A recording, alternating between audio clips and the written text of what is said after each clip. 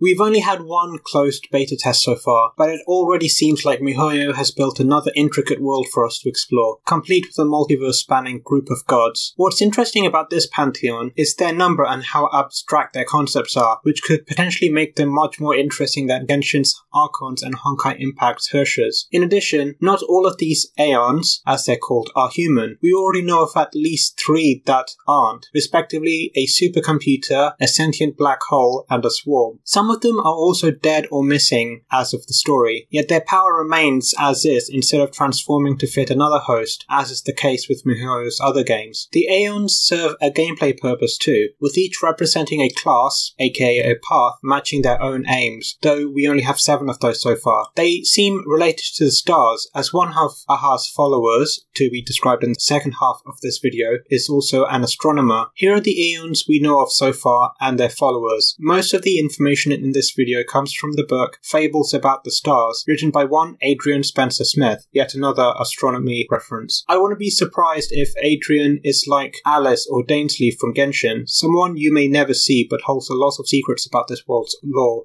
First is Nanuk the Destroyer, whose followers include the Antimatter Legion, who carry out their will. This group appears to be the antagonist of the story, or at least the current arc, given a few vague mentions of them during the early part of the beta, but the relevant scenes were cut out. Characters on Nanuk's path are said to be reckless and are offensive units, with the main character being one of them. Nanuk believes that the birth of the universe was a mistake and that civilization is a cancer to be removed. They are also responsible for spreading Stellarons, objects of power we don't quite understand yet. These could possibly be parallels to Hersha Course in Impact, especially since one of them is embedded in the main character early on. Next is Lan the Hunt, or Lan the Hunt, followed by the Zhansho Alliance, of which Danseng is a member. People on this path are ruthless and in gameplay specialized in single target attacks. Danseng is of this class too. Lan is called the Archer Lord of Fate and seeks to destroy the undead beings that poison their homeworld, but befitting the above description isn't concerned about collateral damage from this quest. The Alliance is in direct opposition to the Aeon of Fertility, so I'll explain them when we talk about the latter, and as I'll also touch on later, the undead beings that poison their homeworld could also be a reference to the Aeon of Fertility's followers. Erudite the News has 2 groups associated with them, the Circle Sagacious and the Erudition Association respectively. These characters are AoE attackers and admire strategic behavior. Erudite is the supercomputer mentioned previously, designed to understand the universe. Erudite continues this mission even after its ascension to godhood. Despite this, however, the Circle Sagacious are those across the universe who Erudite blessed because they realized that the answers to the universe were beyond their understanding. Contrasting them, the Erudition Association are scholars and teachers who trade information and run schools for all kinds of subjects, as they believe sharing knowledge is the only way to surpass what an individual can do on their own. The first half of that description sounds similar to the philosophy of Genshin Sumeru, so make of that what you will. Zype the Concord is followed by the Family. The Concord Path's followers admire cooperation and are units that buff allies. Zype seems to be the fusion of multiple music-themed lesser Aeons, and aims to spread compassion and support throughout the universe through song, befitting the buffer role. The Family is a group from across worlds who live together in harmony and travel to other worlds to spread Zype's message of living in harmony as well. With those they convert, claiming they never want to leave. If this sounds like a cult to you, some of the civilizations they tried converting died because of, in their words, stupidity or hubris. X the Nihility also has 2 associated groups, Device X and the Doctors of Chaos. Nihilists are lazy by nature, and gameplay-wise they debuff enemies. Due to their belief that the multiverse is worthless, X doesn't bother interacting with it or the other Aeons. As such, X is one of the more mysterious Aeons. Those noticed by X will have one of 2 things happen to them. The first is that they succumb to a feeling of hopelessness and become a being of nothingness called a self-annihilator. I couldn't find any information on Device X. There was a text entry about them available in the beta, but I wasn't able to find anyone who had unlocked it, but I suspect this group is related to them. The second possibility is that the individual becomes curious about X's worldview and seeks to change it. Such people make up the Doctors of Chaos, who want to prove X wrong and free X from such a mindset, though it's noted that such an endeavour is impossible for mortals to perform. Clippath the Preserver is followed by the Architects, and is also associated with the Interastral Peace Corporation, which is an interstellar megacorp. Preservers are patient, which makes them tanks in gameplay. Kliphoth built numerous walls across the universe to defend against various threats, and is the oldest and most tenacious of the Aeons, and one of the survivors of something called the Dusk Wars. They also created a seal to protect against a quote-unquote imminent threat that may surface later in the story, though there is a suggestion that they built barriers to protect the other Aeons instead. They are called the Amber Lord. Amber grows in trees, so Kliphoth as a whole may be a reference to the Jewish tree of life called the Kliphoth. The architects are those inspired by Kliphoth to build barriers of their own to defend their planet. They see Kliphoth as a humble blacksmith, while the Peace Corporation holds a monopoly over multiple aspects of interstellar trade, dominating trade itself. However, they don't seem to abuse this dictatorship for self-gain. Instead, they seek to give everything to Kliphoth. Whether Kliphoth has received any of these yet remains to be seen. And as an aside, I may have swapped those pronunciations around, with the Aeon being Kliphoth and the Tree of Life being the Kliphoth. Apologies if that's the case. Yaoshi the Fertility is associated with the denizens of fertility and the elixir seekers. Those in this path are healers and admire altruistic behavior. Yaoshi is the god of peace and ensures the existence of life. They were unable to bear the death or illness around them, so created a world where neither of those things existed. The denizens of fertility are those from this world who worship Yaoshi for saving them from war, pollution, famine, and disease, and seek to spread Yaoshi's praises across the universe as thanks. The Xiansho Alliance, on the other hand, suffered endless war because of Yaoshi's gifts until Lan saved them from their quote-unquote gift of immortality, so they wage war to destroy what they call abominations of fertility, or the Deathless Doom, seeing Yaoshi's immortals as akin to zombies. Needless to say, the denizens are also fiercely opposed to the Alliance in turn. As with Device X, there exists in-game documentation on the Elixir Seekers, but I was unable to find any of it. Going back to Lan for a second though, as I mentioned, they sort of fight against what they considered a poison on the worlds, and again, I believe they're referring to Yaoshi. Moving on to the Aeons who aren't represented in gameplay yet, let's start with Akavili the Trailblazer. This is the Aeon responsible for the Astral Express the characters used during the story, and first charted the routes, forming the star rail of the title that the Express travels. Akavili is said to have enjoyed living among mortals, drinking wine and sharing songs, much like Genshin's Venti. Many of the people they befriended or saved on their travels would become their followers, called the Nameless. Himiko, for example, who found and fixed the train after it had been lost for many years, is a member of this group, though it's unknown whether she met Akavili herself. Akavili was an explorer by nature and wanted to find the end of something called the Tree of Existence, which could be related to the imaginary tree from Honkai Impact, but this led to an accident that presumably killed them. The Nameless continue to explore worlds in their name and believe that Akavili's will someday unite the whole universe. The overarching goal of the Astral Express specifically is to repair the Star Rail, as it was corrupted by something called the Cancer of All Things in their absence. The Stellarons mentioned earlier also disrupt the Star Rail, and thus are a secondary obstacle to following this particular path. It's curious that both of these things seem related to Nanuk in some way. As an aside, the Express is said to be fueled by the heart of a dead Aeon. This could be Akavili, but considering their mysterious circumstances, could also be one of the other dead Aeons we'll mention later. My money's on Tazaronth.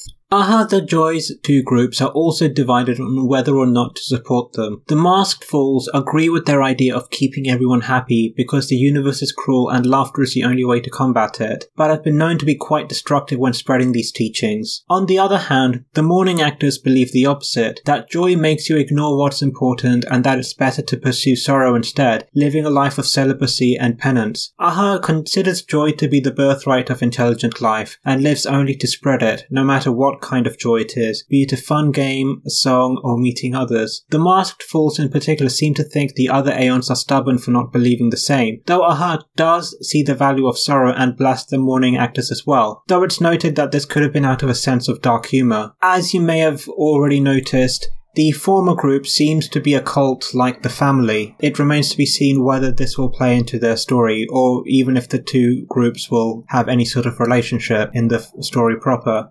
Ouroboros the Veracity is called a black hole with thought and the thinker of worlds. They seem to take the form of both an Aeon and a horde of ancient beasts at once, similar to something we'll see later. Ouroboros believes life is destined to return to the void and considers themselves the void in question, so why wait? Not much else is known about them, including details of any other groups. Idrilla the Beauty is associated with the Mirror Holders and the Knights of Beauty. They are one of the Aeons confirmed dead at this point in the story. Idrilla Viola is another mysterious Aeon who believed the true meaning of existence was beauty, though this beauty came in many forms such as textiles or poetry, similar to Aha in that sense. The only other thing we know of them is that they suddenly vanished one day. Unfortunately, there didn't seem to be any text in the beta about the groups associated with them. Tazaronth the Propagator seems to have been the previous big bad of the world Star Rail is set in, and sparked something called the Swarm Disaster. They were the last member of a race on their homeworld, and out of loneliness duplicated themselves into something called the Swarm and spread to other worlds. They were eventually stopped and presumably killed in the process. It is currently unknown whether this disaster is related to any of those Clipper fought against, such as the Dusk Wars. Tazaronth's other names are the Swarm King and the Sand King. Tazaronth has no associated groups apart from the Swarm itself, which exists only to reproduce, which Tazaronth believes is the only important instinct living beings have. Another distinction and comparison between him and some of the other Aeons. The only creatures that become part of the Swarm after being eaten are simple ones like insects. The rest are just food. And despite the Aeon's death, it is said that the Swarm continues to expand, which may cause more conflict in the story as it unfolds. We know there are at least 3 other Aeons, but little else. The first of these is Fuli the Remembrant, who has 2 associated groups. The Chromators, whose information was available in the beta but I couldn't find, and the Garden of Recollection. People from the Garden believe reality is a myth and that the only real things in the universe are memories. They shed their physical forms for this and live on as spirits able to travel between worlds. There they disguise themselves as natives to mingle with the planet's inhabitants and create memories of them as well. The last 2 Aeons are Terminus the End and the Aeon of the Arcane Path. We don't even have the latter's name, but they seem to oppose Nuza's quest for knowledge, according to beta players. Though we know nothing concrete about many of these Aeons, it's worth mentioning that an Aeon is part of God according to Gnosticism, with Zype being the name of an Aeon from that religion too, with other Aeons also representing similar mental concepts just as the Aeons here do. We may learn a lot about Star Rail's lore from looking into Gnostic teachings, like with Genshin. There is one final faction described in the text, though their associated Aeon, if any, is unknown. They are the Stellaron Hunters, few in number yet incredibly powerful and want the Stellarons despite the destruction they bring and their connection to the cancer of all worlds. They seem analogous to the Harbingers from Genshin, complete with their use of codenames. If the Arcane Aeon opposes the pursuit of knowledge, maybe this group are working with them? Maybe they're even trying to store the Stellaron somewhere safe to protect the universe? Again, we know nothing about them, though it seems important that they not lose their ability to think independently according to a wanted notice. But I guess this could also just be so they can be interrogated later. 2 of their members are called Silverwolf, which sounds similar to Siegfried Kaslana's codename and the name of his squadron in the Honkai comics, and Destiny Slave, which is a good way of describing KIANA Kaslana, both of which are from Honkai Impact III. Given that we've already seen variants of other Honkai characters, it wouldn't surprise me if one or both of these names were meant to be more than references. Thank you for reaching the end of what I think is the first ever lore video about Star Rail. Keep in mind that all of this information was from the beta, so any of it could be tweaked or outright changed. For example, only the English version refers to the Aeons as gender neutral, whereas other languages seem to prescribe them pronouns. I want to give a huge thanks to the Kandria lore Discord, especially Venpensa and Starlet for help gathering resources, and Ashikai for inspiring this video. Star Rail is really interesting to me and I'd love to make more videos about it, so please subscribe and let me know what you'd like to see if you want more too. Thank you all for watching and have a great day.